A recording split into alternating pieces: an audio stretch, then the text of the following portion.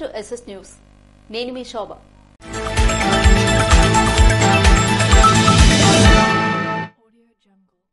ఆర్టీసీని ఆదాయ వనరులుగా తీర్చిదిద్దాలని శ్రీకాకుళం ఎమ్మెల్యే గొండు శంకర్ పేర్కొన్నారు.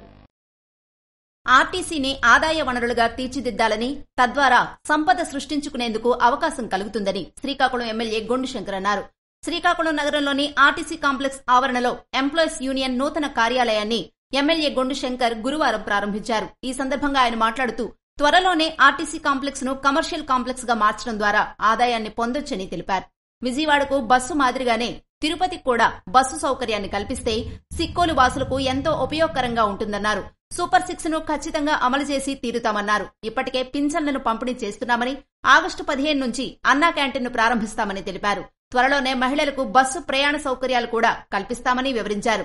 దీనికోసం ఇప్పటికే రాష్ట్ర వ్యాప్తంగా కొత్త బస్సును కొనుగోలు చేశామని వివరించారు. త్వరలోనే సిబ్బందిని పెంచాల్సిన అవసరం ఉందని చెప్పారు. గత ప్రభుత్వం ఎందుకు కొత్త బస్సులను కొనుగోలు చేయలేదంటే, సిబ్బందిని పెంచాలన్న కారణంతోనే బస్సులు కొనుగోలు చేయకుండా ఆర్టీసీని నిర్వీర్యం చేసిందన్నారు. గత ప్రభుత్వ పాలన అంతా బటన్ నొక్కుడు, నిధులు బుక్కుడుగానే సాగిందని విమర్శించారు.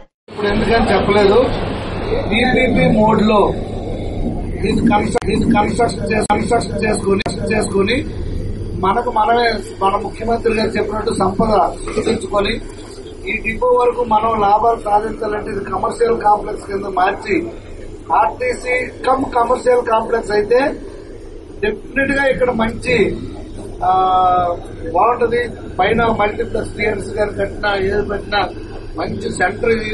ఇలాగా ఎక్కడ ఇది ఉండదు. డెఫినెట్ గా దీన్ని బాగు చేద్దాం. అలాగే మాకు ఇప్పుడు విజయవాడ బస్సు అయితే ప్రాబ్లం సాల్వ్ అయింది. తిరుపతికి కూడా ఒక బస్సు వేసి నేను అడుగుతుంది ఏంటంటే, తిరుపతికి మనం ఒక బస్సు వేయగలిగితే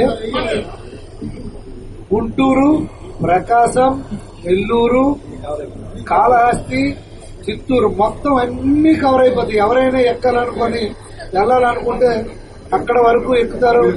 ఇది చాలా ఉపయోగకరం ఉంటుంది. జిల్లా నుండి మనకి ఇదొక మంచి రవాణా వ్యవస్థగా వస్తుంది కనుక ఆ తిరుపతి వరకు కూడా బస్సు కొద్దిగా చూడవలసిందిగా నేను ఆర్ఎంఓ గారు చెప్తాను. ఇప్పుడు మాకు 100 అయినా 600 అయినా సూపర్ 6 ని 100% అమలు చేసి తీరుతాం. దాంట్లో భాగంగా ఆల్రెడీ అన్నా క్యాంటీన్ రేపు ఆగస్టు 15 స్టార్ట్ అవబోతుంది. పెన్షన్స్ ఆల్రెడీ స్టార్ట్ చేసేసాం. ఇక్కడ ఆర్టీసీలో మహిళలకి ఉచిత బస్సు అన్నప్పుడు తప్పకుండా బస్సుల పెంపు అవసరము. అది గుర్తించే బస్సులు ఎక్స్ట్రా ఇప్పుడు రాష్ట్ర వ్యాప్తంగా ప్రస్తుతానికి జిల్లాకు 3-4 ఇవ్వడం జరిగింది. బస్సులు పెంచామంటే డెఫినెట్ గా స్టాఫ్ కావాలి. బస్సులు గత 5 సంవత్సరాలు ప్రభుత్వం తక్కు పెట్టేసి కొనకుండా ఉండడానికి కారణం ఏంటంటే, కొంటే సిబ్బంది లేరు, ఈ కొరత ఉంది. సిబ్బందిని రిక్రూట్ చేయాలంటే సిబ్బందికి డబ్బులు ఇవ్వాలా, పైన పట్టు టేబుల్ కింద బట్టలు నొక్కడానికి ఛాన్స్ దొరకదని దొంగ నాటకాలు ఆడి వాళ్ళు నిర్వీర్యం చేస్తారు ఆర్టీసీ. ఇప్పుడు అది మీకు జరగదు. మంత్రివర్యులు గాని ముఖ్యమంత్రి ఇందాకే చెప్పాను, ఎన్డీఏ ప్రభుత్వం కృతనిశ్చయంతో ఉంది. సూపర్ 6 అమలు చేస్తాం. మీకు సూపర్ 6 తో ముడిపడి ఉన్న అంశం ఉంది కనుక మనకు మంచి రోజులు వస్తాయని ఈ సందర్భంగా నేను తెలియజేసుకుంటాను. ఆర్టీసీ అధికారులు, సిబ్బంది చిత్తశుద్దితో విధులు నిర్వహించి ప్రభుత్వానికి మంచి పేరు తీసుకురావాలని ఆకాంక్షించారు. దశాబ్దాల కాలంగా కాంప్లెక్స్ వర్షం నీరు నిలిచిపోయే దుస్థితి నెలకొందని, వర్షపు నీటిని డ్రైనేజీల ద్వారా నదిలోకి మళ్లించేందుకు ఇప్పటికే కార్పొరేషన్ కమిషనర్ కు వివరించామని చెప్పారు. త్వరలో కాంప్లెక్స్ సమస్యలు పరిష్కరించి ప్రయాణికులను, సిబ్బందికి మౌలిక సదుపాయాలు కల్పిస్తామని హామీ ఇచ్చారు. కార్యక్రమంలో ఎంప్లాయీస్ యూనియన్ రాష్ట్ర అధ్యక్షులు పలిశెట్టి దామోదర్రావు, రాష్ట్ర ప్రధాన కార్యదర్శి జీవీ నర్సయ్య, జిల్లా ఎంప్లాయీస్ యూనియన్ నాయకులు, కార్మికులు తదితరులు పాల్గొన్నారు. శ్రీకాకుళం జిల్లా కోటబొమ్మాళి మండలం దంతా యూపీ పాఠశాలలో నిలిచిపోయిన విద్యా కమిటీ ఎన్నికలు. శ్రీకాకుళం జిల్లా కోటబొమ్మాళి మండలం దంతా ప్రాథమిక ఉన్నత పాఠశాలలో గురువారం నాడు జరగాల్సిన విద్యా కమిటీ ఎన్నికలు రసాభాసగా మారి వాయిదా పడ్డాయి. ఈ ఎన్నికలకు సంబంధించి గతంలో వైఎస్సార్ పార్టీకి చెందిన మిడ్ డే మీల్స్ ఏజెన్సీ వారు కొనసాగుతుండగా ప్రస్తుత టీడీపీ వర్గాలు హవా నెగ్గించుకునేందుకు ప్రయత్నించాయి. ఈ నేపథ్యంలోని పాఠశాల ఆవరణలోకి కొందరు తల్లిదండ్రులు, టీడీపీ వర్గాలు చేరి పాఠశాలకు తాళం వేశారని వైసీపీ వర్గీయులు ఆందోళన చేశారు. దీనితో ఉద్రిక్త పరిస్థితి నెలకొనడంతో పోలీసులు రంగప్రవేశం చేసి విద్యా కమిటీ ఎన్నికలను వాయిదా వేశారు. ప్రస్తుతం గ్రామంలో పోలీస్ బందోబస్తు ఏర్పాటు చేశారు. కంచిలి మండలం గ్రామ పంచాయతీ సర్పంచులకు రిఫ్రెషర్ శిక్షణ ఇవ్వనున్నారు. గురువారం ఇచ్చాపురం నియోజకవర్గం కంచిలి మండలం గ్రామ పంచాయతీ సర్పంచులు మరియు పంచాయతీ కార్యదర్శులకు ఆర్జీఎస్ఏ కార్యాచరణ ప్రణాళిక రీఫ్రెషర్ శిక్షణ తేదీ 8/8/2024 నుండి 10/8/2024 వరకు 3 రోజుల పాటు మండల ప్రజాపరిషత్ కార్యాలయం కంచిలి నందు నిర్వహించనున్నారు.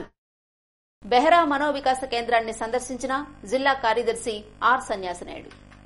ఆంధ్రప్రదేశ్ రాష్ట్ర న్యాయ సేవాధికార సంస్థ వారి ఆదేశాల మేరకు జిల్లా ప్రధాన న్యాయమూర్తి, జిల్లా న్యాయశాఖ అధికారి సంస్థ వారి ఆదేశానుసారం సీనియర్ సివిల్ జడ్జి కార్యదర్శి ఆర్ సన్యాసనాయుడు స్థానిక జిల్లా కలెక్టరేట్ వద్ద బెహరా మనోవికాస కేంద్రాన్ని గురువారం సందర్శించారు. విభిన్న ప్రతిభావంతుల వద్ద సేవని అందించే వారికి న్యాయపరమైన సలహాలు, సూచనలు అందించారు. విభిన్న ప్రతిభావంతులు ఎదుర్కొంటున్న సమస్యలపై ఆరా తీశారు. తదుపరి వారికి ఫలాలు అందజేశారు. కార్యక్రమంలో అడ్వకేట్ ఇందిరాప్రసాద్ పాల్గొన్నారు. సర్పంచులు, పంచాయతీ కార్యదర్శుల శిక్షణ కార్యక్రమంలో శ్రీకాకుళం ఎమ్మెల్యే గొండు శంకర్ పాల్గొన్నారు. గ్రామాలే దేశానికి పట్టుకొమ్మలని, గ్రామాల అభివృద్ధి చెందితే దేశం అభివృద్ధి చెందినట్లేనని శ్రీకాకుళం ఎమ్మెల్యే గొండు శంకర్ అన్నారు.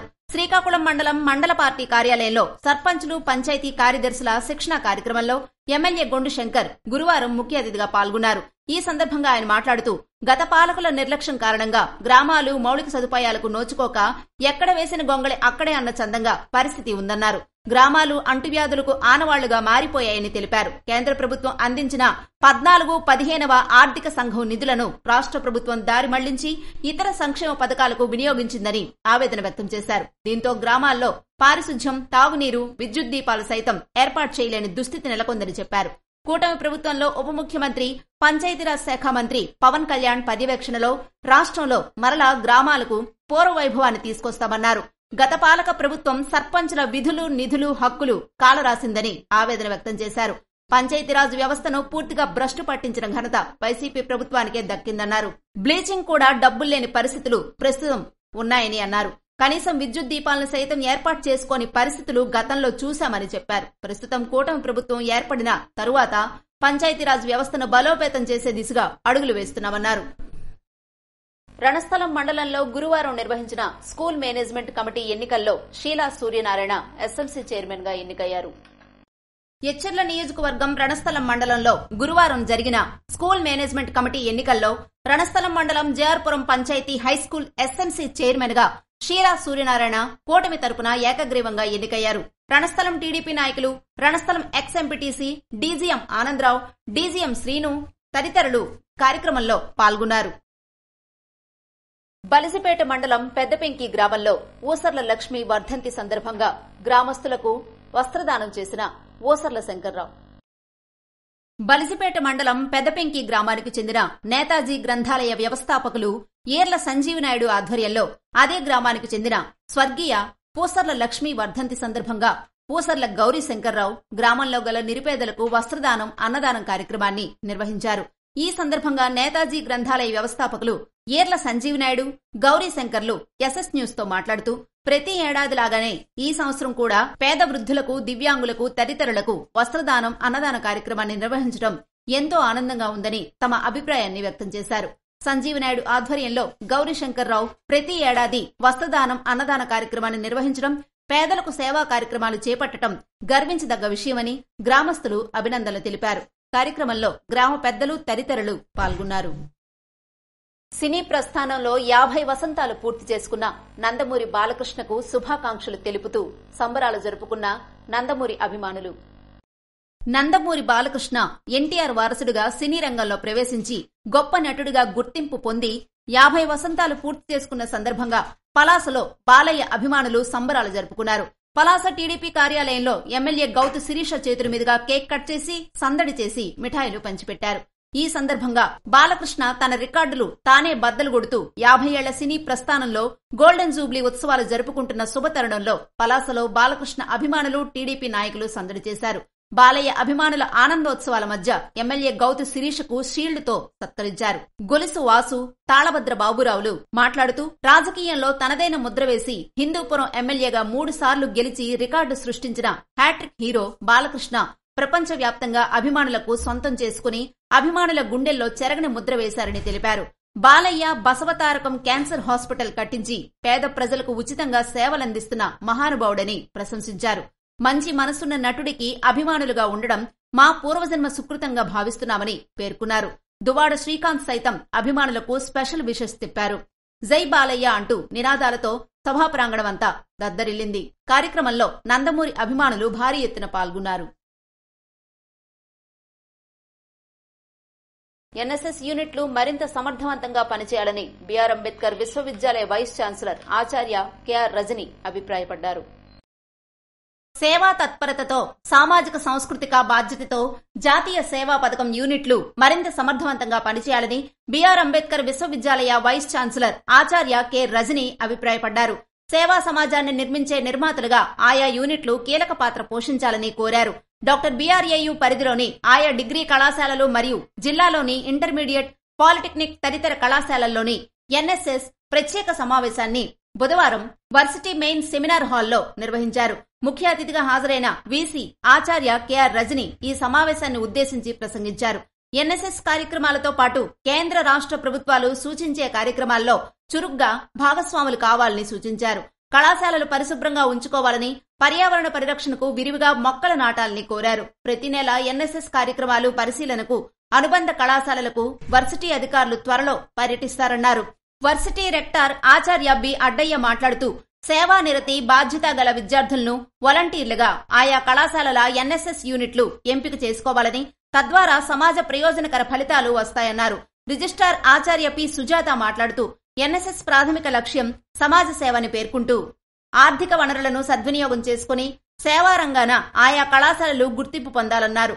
వర్సిటీ సైన్స్ కళాశాల ప్రిన్సిపల్ ఎస్ ఉదయభాస్కర్ మాట్లాడుతూ మహిళా ఆరోగ్యం, సీజనల్ వ్యాధులు, గ్రామీణ నీటి సరఫరా వంటి సమస్యలపై ఆయా యూనిట్లు తమ పరిధిలోని గ్రామాల్లో పనిచేయాలన్నారు. కార్యక్రమానికి అధ్యక్షత వహించిన డాక్టర్ బిఆర్ఏయు ఎన్ఎస్ఎస్ సమన్వయకర్త మరియు వర్సిటీ ఆర్ట్స్ కళాశాల ప్రిన్సిపల్ ఎం అనురాధ మాట్లాడుతూ కార్యక్రమాలను క్రమం తప్పకుండా రికార్డు చేసి కేంద్ర ప్రభుత్వ పోర్టులకు, వర్సిటీలకు పంపించాలని సూచించారు. తల్లిపాలు బిడ్డకు అమృతం కంటే ఎక్కువని పలాస ఎమ్మెల్యే గౌతు శిరీష అన్నారు.